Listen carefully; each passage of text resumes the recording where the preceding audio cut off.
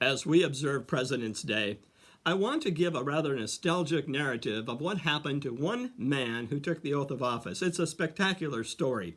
Warren Harding dies in August of 1923, and perhaps it's better to say he was murdered, and his wife perhaps committed the crime. That's not the intent of today's program, but if you want an interesting chapter about Warren Harding, research that and find out more about his wife.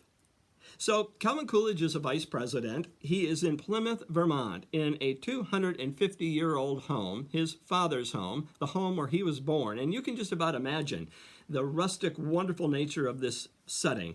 It is nighttime, and he does not know that Harding has died. They have a telephone in the home, but the phone does not allow for long-distance phone calls. So there is a local telegraph office, and that office is alerted to the fact that Harding is dead. Now how to get a message to Coolidge. So the operator of that office finds some of Coolidge's men in the area. They drive 10 miles to the Coolidge home, and you can about imagine. It's dark, and there's all this emotion in the car, and as the car stops, the telegraph operator bursts out of the door. He runs up the drive, and he says very loud to this big dark house, "President Harding is dead, and I have a telegraph for the vice president." The father, Calvin Coolidge's dad, sticks his head out a window, hears the news, and then retreats upstairs to where his son and Calvin's wife is sleeping and conveys the message. They all then head downstairs, where Calvin Coolidge thinks that it is not necessary to have another oath of office given. He thinks that the vice president's oath that he took originally would suffice. By now, the local congressman has arrived, and he said, "Well, I don't think that's quite right. Why don't you call the Secretary of State, Charles Evans Hughes, and get his opinion?" Hughes says, "Take another oath."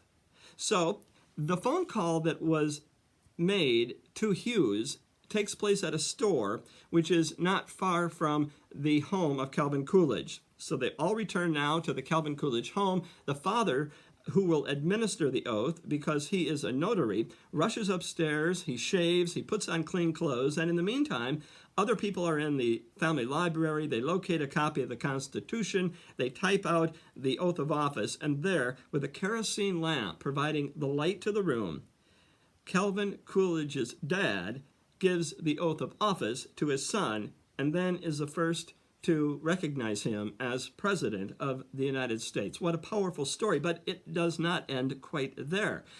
2 weeks later, of course, Coolidge is back in Washington, and there are some within the legal framework that think that only a federal individual can give a president the oath of office, and therefore they believe that the father, who was a state notary, did not make the legal nicety, if you will, of administering the oath.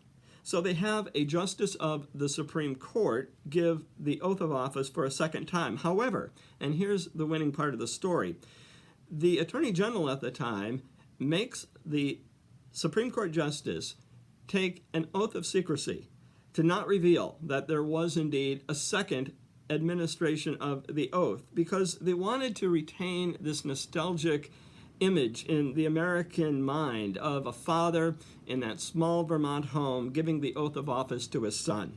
Both stories remain. The original one with the father in Plymouth, Vermont, and then, of course, the administration of the oath for a second time in Washington, D.C. What a wonderful story. And as Paul Harvey would say, now you know the rest of the story. Stay safe during this pandemic and be well.